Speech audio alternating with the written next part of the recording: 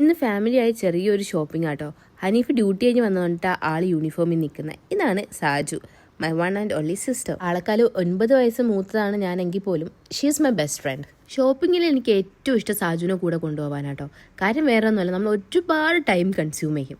നമ്മൾ ഇഷ്ടപ്പെട്ടതും നമുക്ക് ഇടാൻ പറ്റുന്നതും ഇടാൻ പറ്റാത്തതായിട്ടുള്ള ഒരുപാട് ഡ്രസ്സുകൾ എന്തായാലും ഷോപ്പിലുണ്ടാവും. നമ്മളിതെല്ലാം രണ്ടുപേരും കൂടെ കളക്ട് ചെയ്തിട്ട് ട്രയൽ റൂമിൽ വന്ന് നമ്മൾ തന്നെ ഡ്രസ്സ് ചെയ്ത് നോക്കും. ചില ഡ്രസ്സസ് ഒന്നും എന്തായാലും നമുക്ക് മേടിക്കാൻ പറ്റത്തില്ല. അപ്പോൾ അതെന്തായാലും ട്രയൽ ചെയ്ത് നോക്കുമ്പോൾ നമുക്കൊരു മനസ്സുഖം കിട്ടില്ലേ.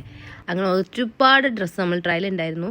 അങ്ങനെ 2 മണിക്കൂറൊക്കെ കഴിഞ്ഞ ശേഷം ഉമ്മ വന്ന് ചീത്ത എറിയണ ഹനീഫാണെങ്കിൽ ആകെ മുഷിഞ്ഞ് അവിടെ ഇരിക്കേണ്ട കേട്ടോ. സാജുവിനാണെങ്കിൽ ഈ ഡ്രസ്സ് നല്ല ഇഷ്ടപ്പെട്ടല്ലോ. പക്ഷെ നമ്മളിതെല്ലാം എടുത്ത് സാജുവിന് ഒരു വൈറ്റ് ഡ്രസ്സും പിന്നെ എനിക്ക് ആ ഷോർട്ട് കുർത്ത തന്നെ എടുത്തിട്ടുണ്ടായിരുന്നു. പിന്നെ വീഡിയോ അത് മാൻഡേറ്ററി ആണല്ലോ. അങ്ങനെ വീഡിയോയും എടുത്ത് ബില്ലിങ്ങും ചെയ്ത് സാജുവിനെ കുറേ കളിയാക്കിയ ശേഷം നമ്മളെല്ലാവരും അവിടെ നിന്ന് ഇറങ്ങിയിട്ടുണ്ടായിരുന്നു കേട്ടോ.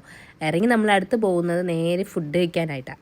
ഞാനും സാജു ഒരു വണ്ടിയിൽ, പിന്നെ ഉമ്മായും ഹനീഫും വേറൊരു വണ്ടിയിൽ. അനിയന്മാർ രണ്ടുപേരും ഷോപ്പിൻ്റെ ഫ്രണ്ടിൽ നമ്മളെ വെയിറ്റ് ചെയ്ത് നിൽക്കുകയായിരുന്നു കേട്ടോ. അവർക്ക് വേറൊരു ഷോപ്പിംഗ് ഉണ്ടായിരുന്നു. അപ്പോൾ അതൊക്കെ കഴിഞ്ഞ ശേഷമാണ് അവർ നമ്മളെ വെയിറ്റ് ചെയ്യുന്നത്. അങ്ങനെ നമ്മളെല്ലാവരും കൂടെ ഫുഡ് കഴിക്കാൻ വേണ്ടിയിട്ട് ജോയിൻ ചെയ്തിട്ടുണ്ടായിരുന്നു. അങ്ങനെ നമ്മൾ ഓർഡർ ചെയ്ത ഫുഡൊക്കെയാണ്. മസാല ഷവായി മന്തി മാത്രമല്ല, ഒരു പെരി പെരി അൽഫാം ഫുൾ മന്തിയും കൂടെ നമ്മൾ മേടിച്ചിട്ടുണ്ടായിരുന്നു. ഞാനും ഹനീഫും മസാല ഷവായി മന്തി, ബാക്കി എല്ലാവരും പെരി പെരി എടുത്തിട്ടുണ്ടായിരുന്നു കേട്ടോ. ഹനീഫിന് ഫുഡ് എന്ന് പറഞ്ഞാൽ ഭയങ്കര ഇഷ്ടമാണ്. അത് അവൻ ആസ്വദിച്ച് അവൻ കഴിക്കത്തുള്ളൂ. അത് നമ്മൾ കഴിക്കണത് കാണുമ്പോൾ തന്നെ നമ്മളെ മനസ്സെന്നറിയാം, അത്ര രസമാണ്.